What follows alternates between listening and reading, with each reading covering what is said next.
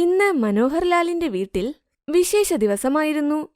കാരണം ഇന്ന് പുതിയ മരുമകൾ വിശാഖയുടെ ഗൃഹപ്രവേശമാണ്. പുതിയ മരുമകൾ വന്നതിൽ എല്ലാവരും സന്തോഷിച്ചു. ആ സന്തോഷം രാഹുലിന്റെ മുഖത്തായിരുന്നു കൂടുതൽ തെളിഞ്ഞത്.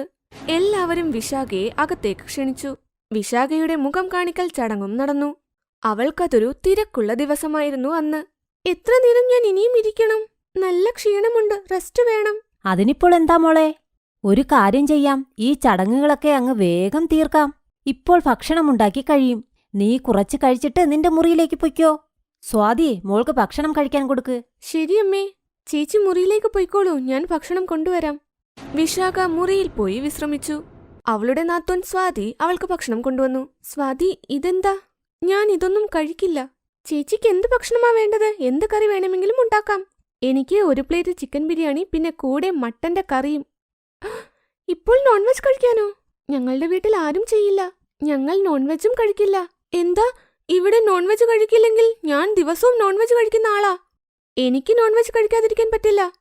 നിങ്ങൾ ചെയ്തില്ലെങ്കിൽ ഞാൻ ഓർഡർ ചെയ്തു കഴിച്ചോളാം. ഞാൻ ഓൺലൈനിൽ ഓർഡർ ചെയ്തോളാം. എനിക്ക് വിശക്കുന്നു. വിശാഖ, നിന്റെ അമ്മയും അച്ഛനും പറഞ്ഞത് നിന്റെ വീട്ടിൽ നോൺവെജ് കഴിക്കില്ലെന്നാണല്ലോ. പിന്നെ എന്തിനാ നോൺവെജിന്റെ കാര്യം പറയുന്നത്?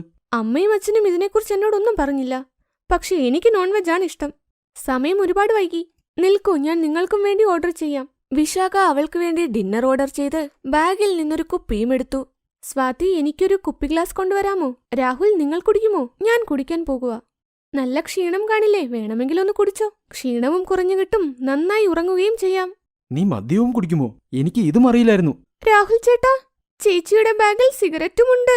ചേച്ചി സിഗരറ്റും കള്ളും കുടിക്കുമോ? ഹാ, ചെയ്യും. ഇതിലിപ്പോൾ ഷോക്കാകാൻ എന്താ ഉള്ളത്? എന്താ, എനിക്കിതൊന്നും ചെയ്തുകൂടാന്നുണ്ടോ? വാ, വന്നൊരു സിഗരറ്റ് വലിക്ക്. പിന്നെ നിനക്ക് സിഗരറ്റ് ഇല്ലാതെ ജീവിക്കാനേ പറ്റില്ല. പെട്ടെന്ന് രാഹുലിന്റെ അമ്മായിമാർ അങ്ങോട്ട് വന്നു. അവർ വിശാഖ സിഗരറ്റ് വലിക്കുന്നതും കള്ളു കുടിക്കുന്നതും കണ്ടു. അയ്യേ, പുതിയ മരുമകൾ ദാണ്ടേ കള്ളും സിഗരറ്റും വലിക്കുന്നു. മോളെ, നീ ഇതിനൊക്കെ അടിമയല്ലേ? കൗസല്യ ചേച്ചിയോട് ഈ കാര്യങ്ങൾ പറഞ്ഞേ പറ്റൂ. എന്തു മരുമകളാ, വൃത്തികെട്ട സ്വഭാവം തന്നെ. അപ്പോൾ വിശാഖയുടെ ഓൺലൈൻ ഫുഡും വന്നു. ആന്റി, ഒരു ഓർഡറുണ്ട് വിശാഖയുടെ പേരിൽ. ഈ സമയത്ത് വിശാഖയുടെ പേരിൽ ഫുഡ് ഓർഡറോ? ഇതിലെന്താ മോനെ? ആന്റി, ഒരു ചിക്കൻ ബിരിയാണിയും മട്ടൻ കറിയും, പിന്നെ ചിക്കന്റെ ഒരു റോസ്റ്റഡ് കബാബും. വിശാഖൻ നോൺ വെജ് ഓർഡർ ചെയ്തോ? അതും ഈ വീട്ടിൽ? മോനൊന്ന് നിൽക്ക്, ഞാൻ ചോദിച്ചിട്ട് വരാം. ചിലപ്പോൾ തെറ്റി ഞങ്ങളുടെ വീട്ടിലേക്ക് കൊണ്ടുവന്നതാകും. വേറെ ആരുടെയെങ്കിലും ആയിരിക്കും. ഞാനൊന്ന് ചോദിച്ചിട്ട് വരാം. ചേച്ചി, അത് നിങ്ങളുടെ ഓർഡർ തന്നെയാ. ചേച്ചിയുടെ പുതിയ മരുമകൾ മാംസം ഓർഡർ ചെയ്തതാ. അകത്തു പോയി നോക്ക്, മരുമകൾ കള്ളും കുടിക്കുന്നുണ്ട്, സിഗരറ്റും വലിക്കുന്നുണ്ട്. നിങ്ങൾ എന്താ ഈ പറയുന്നത്? വിശാഖയുടെ അമ്മായിയമ്മ അമ്പരപ്പോടെ പോയി. റൂമ് മുഴുവൻ സിഗരറ്റിന്റെ പുക കൊണ്ട് മൂടിയിരുന്നു. മദ്യത്തിന്റെയും സിഗരറ്റിന്റെയും മണം റൂമ് മുഴുവൻ നിറഞ്ഞിരുന്നു. രാത്രി സമയം ഒരുപാടായില്ലേ? നാളെ ഒരു കാര്യം ചെയ്യാം. വിശാഖയുടെ അമ്മയെയും അച്ഛനെയും വിളിക്കാം. പെട്ടെന്ന് സംസാരിക്കണം. അച്ഛാ, 1-2 ദിവസം കഴിയട്ടെ. ഞാൻ വിശാഖയെ പറഞ്ഞു മനസ്സിലാക്കാൻ ശ്രമിക്കാം. ഞാൻ പറഞ്ഞാൽ കേൾക്കുമെന്ന് തോന്നുന്നു.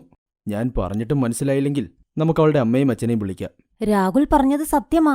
പെട്ടെന്ന് അമ്മയും അച്ഛനെയും വിളിച്ചു വരുത്തിയാലും ഈ പ്രശ്നത്തിന് പരിഹാരം ഉണ്ടാവുകയില്ല. അത് നന്നാകില്ല. മരുമകൾ വന്ന് 2 ദിവസത്തിനുള്ളിൽ അമ്മയും അച്ഛനെയും വിളിച്ചു വരുത്തുന്നത്. രാഹുൽ കുറച്ചു ദിവസം വിശാഖയെ മനസ്സിലാക്കിപ്പിക്കാൻ കുറെ കഷ്ടപ്പെട്ടു. പക്ഷേ വിശാഖ രാഹുലിന്റെ വാക്ക് കേട്ടില്ല. അവൾ എന്നും അങ്ങനെ തന്നെ ചെയ്തു. ചിക്കനും മട്ടനും മീനും കഴിച്ചു. പതുക്കെ പതുക്കെ വാർത്ത നാട് മുഴുവൻ അറിഞ്ഞു. രാഹുൽ ആ കല്യാണത്തിൽ ഒരുപാട് ബുദ്ധിമുട്ടി. ഒരിക്കൽ വീണ്ടും വിശാഖയോട് സംസാരിക്കാനായി ശ്രമിച്ചു. എന്നാൽ സംസാരിക്കുന്നതിനു മുൻപ് വിശാഖയെക്കുറിച്ചൊരു സത്യം അവന് മനസ്സിലായി. രാഹുലിനൊരിക്കൽ റെസ്റ്റോറന്റിൽ ഓഫീസ് മീറ്റിംഗ് ഉണ്ടായിരുന്നു. അവിടെ വിശാഖ ഒരു പയ്യനുമായി ഇരിക്കുന്നതവൻ കണ്ടു. രാഹുൽ അവർ പറയുന്നത് കേട്ടു. അറിയാമോ, ഞാനും രാഹുലും തമ്മിൽ ഭാര്യാഭർത്തൃ ബന്ധമേ ഇല്ല, ഇനി ഉണ്ടാവുകയുമില്ല. ഞാൻ നിന്റേതാണ് മാനവ്, നിന്റേത് മാത്രമായിരിക്കും. എനിക്ക് ഒരാഴ്ച സമയം താ, ഞാൻ നിന്റെ അടുത്ത് വരാം. രാഹുലിന് കാര്യമെല്ലാം മനസ്സിലായിരുന്നു. അവൻ മനസ്സിലാക്കി വിശാഖ അവനെ സ്നേഹിക്കുന്നില്ല. വിശാഖയുമായുള്ള കല്യാണം ഒരു പറ്റിക്കലായിരുന്നു. രാഹുൽ വിശാഖയുടെ അമ്മയും അച്ഛനെയും വിളിച്ചു. വിശാഖേ, നിന്റെ തെറ്റല്ല. നിനക്ക് എന്നോട് പറയാമായിരുന്നു. നീ എന്നോട് ഒരിക്കൽ പറഞ്ഞിരുന്നെങ്കിൽ ഞാൻ നിന്നെ കല്യാണം കഴിക്കില്ലായിരുന്നു. നിനക്ക് ഇങ്ങനെയൊരു നാടകം കളിക്കേണ്ടിയും വരില്ലായിരുന്നു. അച്ഛാ, അമ്മേ, ഞങ്ങൾ വിവാഹജീവിതം അവസാനിപ്പിക്കാൻ പോകുക. വിശാഖേ, നീ ആരെ വേണമെങ്കിലും കല്യാണം കഴിക്ക്. ഞാൻ പ്രശ്നമൊന്നും ഉണ്ടാക്കില്ല. Thank you Rahul, thank you so much. അച്ഛാ, അമ്മേ, ഒരിക്കൽ ഞാൻ നിങ്ങളുടെ വാക്ക് കേട്ട് തെറ്റായി തീരുമാനമെടുത്തു. ഇനിയില്ല, ഞാൻ മാനവിനെ കല്യാണം കഴിക്കാൻ പോകുക. എനിക്ക് അവന്റെ ഒപ്പമാണ് സന്തോഷം. രാഹുലിനെ ഞാൻ ഒരുപാട് വേദനിപ്പിച്ചു. സോറി. അമ്മേ, അച്ഛ, സ്വാതി, എല്ലാവരും എന്നോട് ക്ഷമിക്കണം. രാഹുൽ മാനവിനെ വീട്ടിൽ വിളിച്ചു വരുത്തി. അവളും മാനവിന്റെ കൂടെ ബൈക്കിലിരുന്നു പോയി. രാഹുലിന് വേറെ കല്യാണം കഴിഞ്ഞു, എന്നാൽ കുറച്ച് പാടുപെട്ടു. കല്യാണം കഴിഞ്ഞതിനു ശേഷം കല്യാണം അകന്നാൽ ബുദ്ധിമുട്ടിയെ മറ്റൊരു കല്യാണം നടക്കൂ.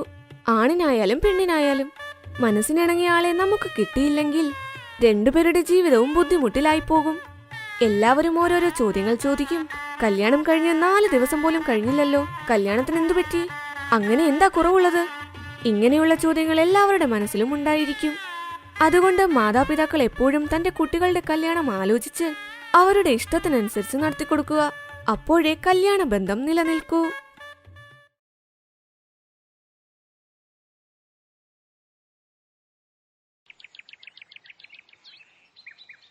റാംപൂർ നഗരത്തിലെ ഒരു വലിയ വീട്ടിൽ രാവിലെ 4 മണിക്ക് പൂജ ചെയ്യുന്ന ശബ്ദം ആ നഗരം മുഴുവനും മുഴങ്ങി. രാജറാണിക്ക് 36 മരുമക്കളുണ്ടായിരുന്നു. അവർ പുലർച്ചെ 4 മണിക്ക് തന്നെ ഭഗവാനെ പൂജ ചെയ്യാൻ തുടങ്ങും. അയ്യോ അമ്മ, എഴുന്നേറ്റോ? ഞാൻ സത്യത്തിലൊരു ഭാഗ്യശാലിയാ. ഞാൻ എന്റെ സ്വപ്നത്തിൽ കൂടി കരുതിയിട്ടില്ല രാവിലെ 4 മണിക്ക് എന്റെ വീട്ടിൽ പൂജയൊക്കെ നടക്കുമെന്ന്. ഇതിനുശേഷം എല്ലാ മരുമക്കളും വീട്ടിലെ പണികൾ ചെയ്യും. അയ്യോ മരുമക്കളെ, നിങ്ങൾ ഈ അതിരാവിലെ എവിടുന്നാ പച്ചക്കറി വാങ്ങിയത്? ഉന്തുവണ്ടിയിൽ ആരെയും ഞാൻ കണ്ടതേയില്ലല്ലോ. അമ്മേ, കടയിൽ പോയി ആരാണിപ്പോൾ പച്ചക്കറിയൊക്കെ വാങ്ങുന്നത്?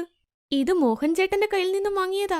ചേട്ടൻ രാവിലെ തന്നെ പോയി അയാളുടെ പറമ്പിൽ നിന്നും പറിച്ചെടുത്തുകൊണ്ട് വരുന്നതാ. പിന്നെ ചന്തയിൽ കൊണ്ടുവന്ന് വിൽക്കും. ഞങ്ങൾ നേരെ പറമ്പിൽ നിന്നും വാങ്ങിയതാ. നോക്കൂ, എത്ര സുന്ദരമായ ഫ്രഷ് പച്ചക്കറിയാണെന്ന്. എത്ര നല്ല ഗുണമുള്ള പച്ചക്കറിയാ. പാവയ്ക്ക, വഴുതന, ക്യാരറ്റ്. അമ്മയ്ക്ക് നാളെ മുതൽ പച്ചക്കറിയല്ലേ കഴിക്കേണ്ടത്, അതുകൊണ്ടാ. അവരത് പറഞ്ഞുകൊണ്ടിരിക്കുമ്പോൾ മറ്റൊരു മരുമകളായ പൂജ വന്നു. അമ്മേ, അമ്മ പോയി വേഗം കുളിച്ചിട്ട് വാ. അമ്മയ്ക്ക് ചൂടുവെള്ളം ചൂടാക്കി വെച്ചിട്ടുണ്ട്. കൂടെ തുണികളും തേച്ചു വെച്ചിട്ടുണ്ട്. അപ്പോൾ ലതാദേവി തനിയെ അവിടേക്ക് പോയി. കുറച്ചു സമയങ്ങൾ കഴിഞ്ഞു വന്ന് നോക്കിയപ്പോൾ അവിടെ ടേബിളിൽ തനിക്ക് വേണ്ടി 36 തരം ഭക്ഷണങ്ങൾ ഉണ്ടായിരുന്നു. ആ ടിവിയും കൂടെ ഒന്ന് ഇടുമോളെ, ഭക്ഷണം കഴിക്കുമ്പോൾ ഒരു നേരം പോക്കുമാകട്ടെ. അപ്പോൾ പെട്ടെന്ന് അവിടെ ലൈറ്റ് പോയി. അയ്യോ, ഇതെന്താ, കറണ്ട് പോയല്ലോ. നിൽക്കൂ, ഞാൻ വിളക്ക് കത്തിക്കാം. അപ്പോൾ പൂജ അവിടെയുള്ള വിളക്ക് കത്തിച്ചു. ആ വെളിച്ചത്തിൽ അവൾ പാട്ട് പാടാനും തുടങ്ങി. കുറച്ചുപേർ ഡാൻസും കളിച്ചു. ഇപ്പോൾ ശരിക്കും നല്ല വിനോദമില്ലേ അമ്മേ?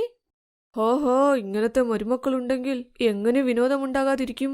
അവരത് പറഞ്ഞതും ഓരോരുത്തരായി മാഞ്ഞു പോകാൻ തുടങ്ങി. അവരുടെ സ്വപ്നം പകുതിയിൽ അവസാനിച്ചു. നാശം പിടിച്ച മരുമക്കളെ, നിങ്ങളൊക്കെ എവിടെ പോയി? ഇതിന്റെ അർത്ഥം ഞാനിതൊക്കെ സ്വപ്നം കണ്ടതാണോ? അയ്യോ, എന്നാൽ എന്ത് നല്ല സ്വപ്നമായിരുന്നു. ലതാദേവിയുടെ ഒരേയൊരു മകനാണ് അജി. അവനൊരു നല്ല പെൺകുട്ടിയെ അവർ ആലോചിക്കുകയായിരുന്നു. അവൾക്ക് ആ 36 ഗുണവും ഉണ്ടായിരിക്കണം.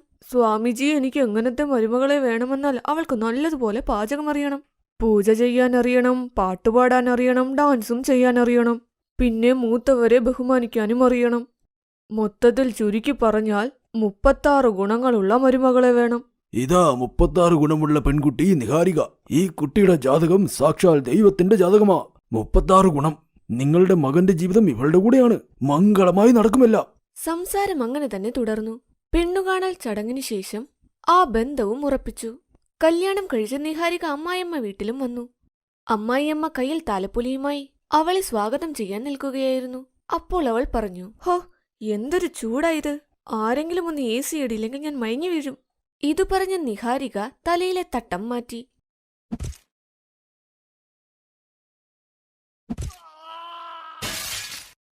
അയ്യോ, ആരോ അടിച്ചിട്ടു, എന്നെ അടിച്ചിട്ടു. സോറി അച്ഛാ, അബദ്ധത്തിൽ പറ്റിപ്പോയതാ. ആ, കുഴപ്പമില്ല, വാ, വന്ന് കുറച്ച് വിശ്രമിക്ക്, ക്ഷീണം കാണും. നാളെ തന്നെ നിനക്ക് അടുക്കളയിലേക്ക് കയറാനുള്ളതല്ലേ. ആ നിമിഷം അവർ അവിടെ നിന്നും പോയി. അടുത്ത ദിവസം രാവിലെ നിഹാരിക വെസ്റ്റേൺ ഡ്രസ്സും ധരിച്ചു വെളിയിൽ വന്നു. ഗുഡ് മോർണിംഗ് അമ്മേ, കോഫിയാണോ? ഇല്ല ഇല്ല മോളെ, ഞാൻ കോഫി കുടിക്കില്ല. എനിക്ക് ചായ തന്നാൽ മതി. ഞാൻ അമ്മയോട് ഉണ്ടാക്കി തരാനാ പറഞ്ഞത്. ഞാൻ എന്തിനാ ഉണ്ടാക്കുന്നത്? നീ ഉണ്ടാക്കാൻ പോകുമല്ലേ. നീ ഇപ്പോൾ മരുമകളല്ലേ. പക്ഷേ എനിക്ക് ഉണ്ടാക്കാൻ അറിയില്ലല്ലോ. അറിയില്ലെന്നോ? ദൈവമേ, ഇതെന്തൊരു ചതിയാ എന്നോട് ചെയ്തത്. 36 ഗുണം പോയിട്ട് ഇവളുടെ അടുത്ത് ഒരു ഗുണം പോലുമില്ല. ഇവൾക്ക് ചായ പോലും ഉണ്ടാക്കാൻ അറിയില്ലെങ്കിൽ പിന്നെ എങ്ങനെ ആഹാരം ഉണ്ടാക്കും? അപ്പോൾ ലത മരുമകളെ ചായ ഉണ്ടാക്കാൻ പഠിപ്പിച്ചു. ഇനി കുറച്ച് പഞ്ചസാര ഇട്. നിഹാരിക അതെടുത്ത് മുഴുവനായി ചായയിലേക്ക് കമഴ്ത്തി. എന്റെ പൊന്നു ദൈവമേ, ഈ പെങ്കൊച്ചിതെന്തൊക്കെയാണ് ഈ ചെയ്തു വെക്കുന്നത്? മോളെ, നീ ഇതൊക്കെ വിട്ട് പുറത്തു പോയി തുണി കഴുകാൻ നോക്കൂ, ഞാൻ ഭക്ഷണം ഉണ്ടാക്കാം. അമ്മ പറയുന്നത് പോലെ അമ്മേ. അങ്ങനെ ലതാദേവി തനിയെ പാചകം ചെയ്തു. അങ്ങനെ 3 മാസങ്ങൾ കടന്നുപോയി. ഒരു ദിവസം, അയ്യോ, അടുക്കളയിൽ കയറാൻ സമയമായല്ലോ, പെട്ടെന്ന് ഭക്ഷണം ഉണ്ടാക്കണം. പെട്ടെന്ന് നിഹാരിക അവരുടെ കയ്യിൽ പിടിച്ച് ഡൈനിങ് ടേബിളിലേക്ക് കൊണ്ടുപോയി. ഇതൊക്കെ ആരാ മരുമകളെ ഉണ്ടാക്കിയത്? അമ്മേ, ഇതൊക്കെ അമ്മയുടെ മരുമകൾ കൈകൊണ്ടുണ്ടാക്കിയതാ. അമ്മയുടെ ആവശ്യമല്ലേ? 36 ഗുണമുള്ള മരുമകളെ അമ്മയ്ക്ക് കിട്ടി. ഇത് കേട്ടപ്പോൾ ലതാദേവിയുടെ കണ്ണു നനയാൻ തുടങ്ങി. അവർ തിരിഞ്ഞവളോട് ചോദിച്ചു, നന്നായിരിക്കും മരുമകളെ. ഇതിന്റെ ക്രെഡിറ്റ് അമ്മയ്ക്കുള്ളതാണമ്മേ. അമ്മ എന്നെ എല്ലാ ജോലികളും ചെയ്യാൻ പഠിപ്പിച്ചു. നിങ്ങൾ ഈ മരുമകളെ 36 ഗുണമുള്ള മരുമകളാക്കി. നിഹാരികയുടെ അമ്മായച്ചനും അമ്മായിയമ്മയും അവൾ ഉണ്ടാക്കിയത് കഴിച്ച് സന്തോഷിച്ചു. അങ്ങനെ നിഹാരികയും 36 ഗുണങ്ങളുള്ള മരുമകളുമായി. അങ്ങനെ അവർ സന്തോഷത്തോടെ ജീവിച്ചു. Thanks for watching.